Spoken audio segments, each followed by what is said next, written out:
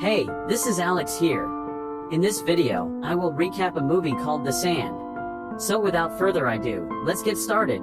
The movie opens in the middle of what seems like a frat party on a beach. A guy records everyone as they rave around and smooch random people. One of the guys, Mitch, forces everyone to hand over their phones so the glimpses of this crazy party don't circulate all over the internet. Then, two guys, Vance and Gilbert, drag in a large, oozy mass of something, professing that they found it on the shore. No face lacks the expression of absolute disgust, but they eventually relent and continue their party. Unbeknownst to them, this bizarre object will become the harbinger of chaos when the sun rises. The scene abruptly cuts to the following morning. Everyone is passed out. A girl named Kaylee is with Mitch while four of their friends, Vance, Ronnie, Chanda, and Jonah, are in a car nearby. Kaylee is the first to wake up. She is looking around when she sees a bird on the beach, scrambling to get away. At first, she thinks it's caught up in something, but all of a sudden, it vanishes under the sand. Aghast, Kaylee rushes to warn everyone, but when she turns around, she sees her other friend Marcia, who was lying naked on a bench, leap onto the sand. Her feet get stuck,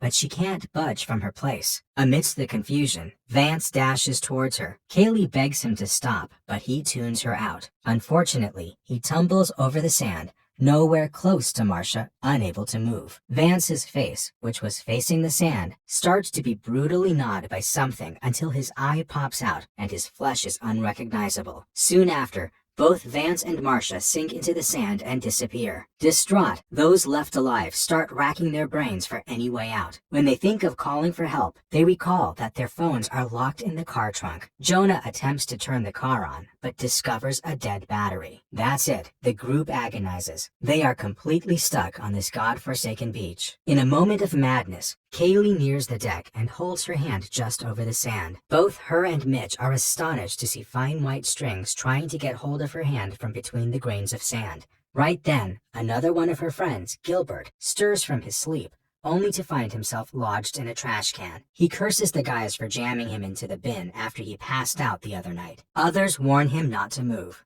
Gilbert is confused, but obliges when he hears that Marcia and Vance are dead.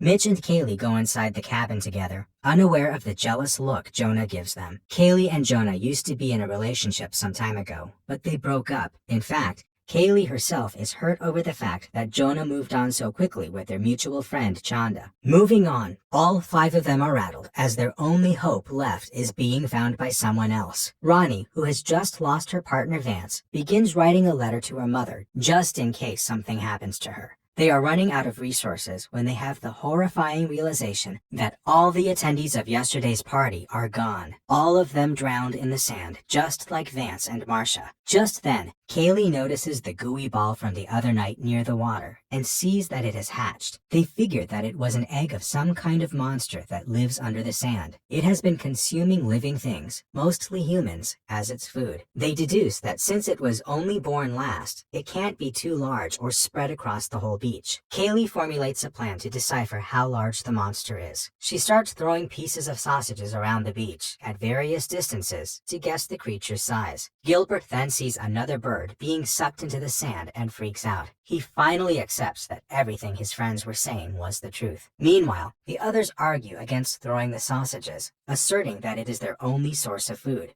Kaylee still doesn't stop though. Her attempts bear fruit when the last sausage doesn't get sucked in, and the group celebrates, hopeful that there may be a way out. Yet they have no means to reach that far across the beach. Suddenly, Jonah hurries to the back of the car and picks up two surfboards. He carefully lays one on the sand and jumps on top of it. Everyone is delighted when it doesn't sink. Jonah then makes his way to a wooden table close by. Just when he is about to step on it, however, the surfboard moves by itself. Panicked, Jonah almost falls to the ground, and the white strings return, getting a hold of his stomach. He is somehow able to save himself by jumping on the table, but his stomach is hurt. Even just those few strings hurt Jonah like hell, and the friends wonder if it was poison. On the bright side, Jonah locates a satchel full of food items. While going through it, he drops a banana on the ground by mistake, but we're all left surprised to see that it doesn't sink. Jonah hovers his hands over the ground and sees that the banana fell on the part where they lit the bonfire last night, so he figures the creature cannot come out through fire or ash. When he stands,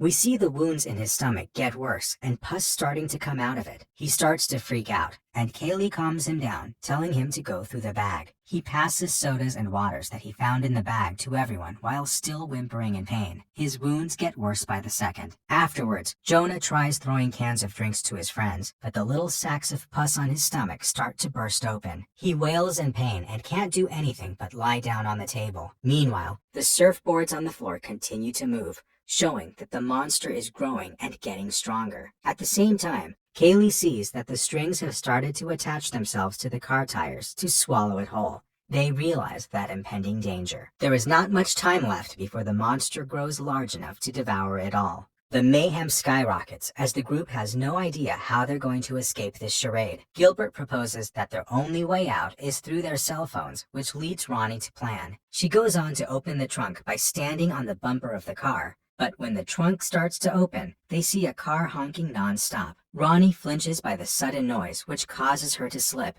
and her fingers get caught in the trunk. Ronnie is crying out in pain when we see that inside the car is a beach patrol officer. Without a word of conversation, the haughty officer assumes that the group is on drugs and proceeds to not heed any warning they say. In spite of Kaylee yelling at him to stay inside his car, the man steps out of it. The group is surprised when he walks freely on the beach, which prompts him to think that all of them are crazy. It is then revealed, a close-up of his feet, that his leather shoes prevent any strings from sticking to him. The shoes are a barricade to the monster. Afterwards, the officer closes up on Jonah to examine his condition, but is left disgusted by his injuries. Well, no one has an affinity for pus, but the officer is totally heartless in this case. He entirely ignores Jonah's pleas for aid, still presumptuous that he won't heed the needs of drugged-up idiots. Soon, he goes to talk to Kaylee and insults her and Mitch for being reckless teenagers. He then asks Kaylee to step out and is infuriated when she refuses to listen to his commands.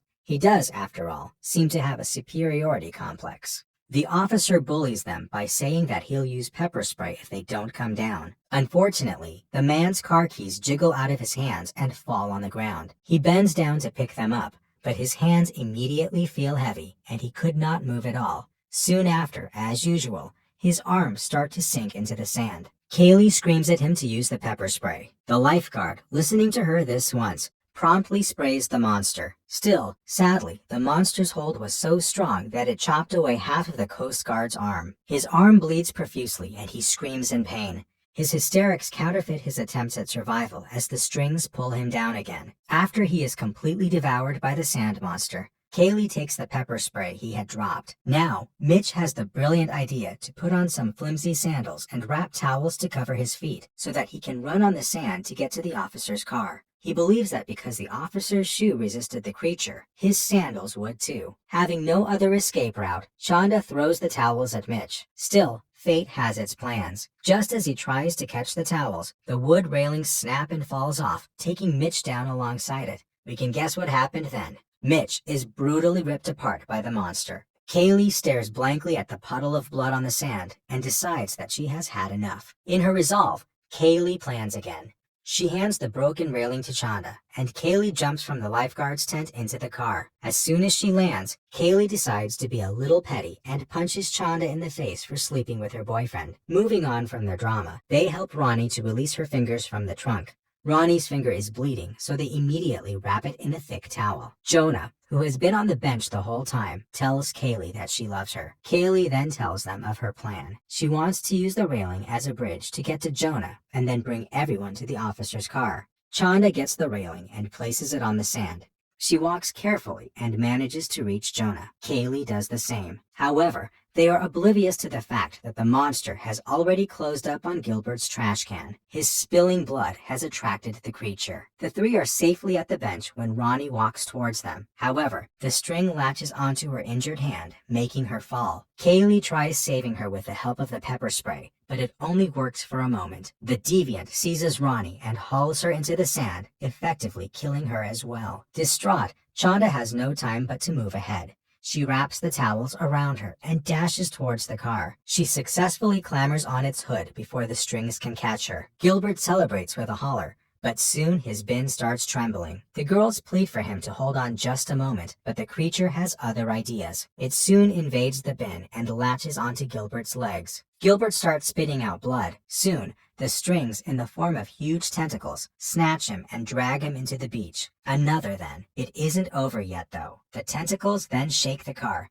making Chanda fall on the hood and hit her head. Kaylee yells for her to wake up, but Chanda lays there unmoving, unconscious. Now, Kaylee and Jonah can only wait until Chanda wakes up from her stupor. Hours pass and night arrives. Chanda, who fainted, finally comes to her senses and discovers a raft on top of the patrol car. Without hesitation, she throws the raft on the ground and it fills with air. Using the raft, Chanda finally picks up Jonah and Kaylee. Chanda and Jonah get inside the car, but before Kaylee can come in, a massive glowing tentacle attacks her. The monster has grown to its full and terrifying size. Kaylee gets on top of the car where she finds a gas can. She uses it to light the tentacle on fire and gets inside the car. Meanwhile, the sound of silence is overwhelming. Kaylee and Chanda glance towards Jonah, only to find that he has succumbed to his injuries, ending his hours-long suffering. Kaylee kisses his hand goodbye one last time. The girls hug each other and cry, mourning the loss of their friends. Kaylee and Chanda, who can't drive in their utter exhaustion, resign themselves to their fate and collapse onto each other. The scene changes. It is now the morning of the next day. A man, most likely a surfer, taps on the car window, waking the girls. They see that the monster is gone now, and they can walk on the sand. The two let out heart-wrenching cries as they walk across the sand together, traumatized, and the man calls for an ambulance. The film ends with a chilling shot of the monster, its shape akin to that of a massive jellyfish,